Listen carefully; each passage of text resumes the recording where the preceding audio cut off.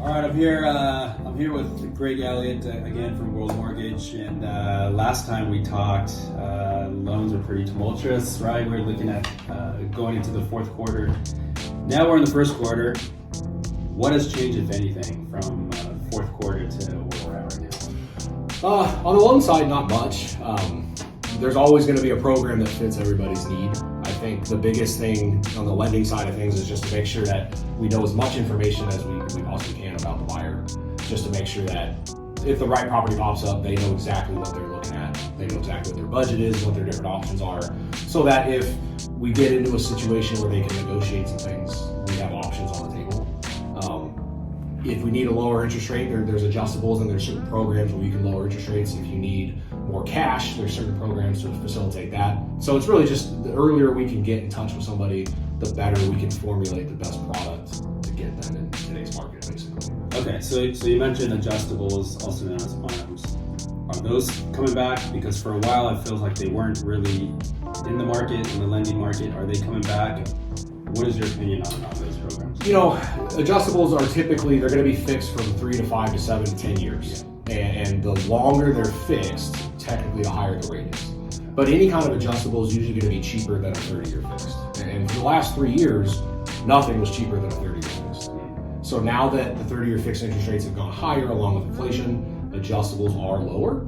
And I think they're a really safe bet right now because the chances that rates don't come back down in the next 10 years are very, very, very slim. So if you can get a more attractive adjustable rate up front, even though it's fixed, you can save yourself money until we see rates come back down.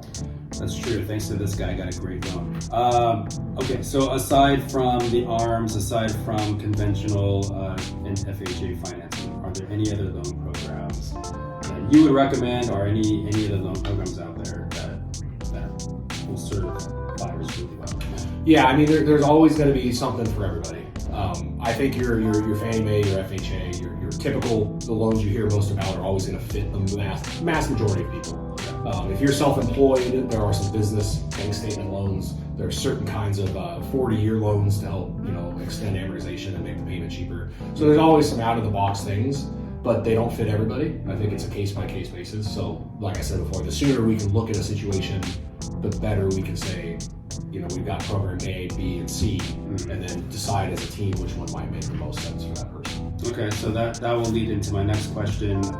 How can buyers prepare to get pre-approval, loan pre-approval in this market with these loan programs that you guys? Sure. Yeah, I mean, the process is very, very simple. It's all math, right? It's all kind of dependent on what you make versus what you want to buy. A very, very easy process. A lot of it can be handled online. But really, as I said before, the sooner you can get and sit with a lender and they can really look at your situation, look at your financials, and talk to people about what do you really want? Where do you want to live? What kind of payment are you comfortable with? Because 99% of people aren't buying a mortgage, they're buying a house.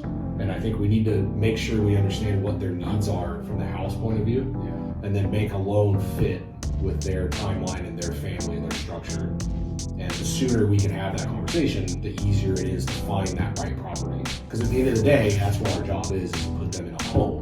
Yeah. The investment part of it is all involved. So how long have you been doing lending?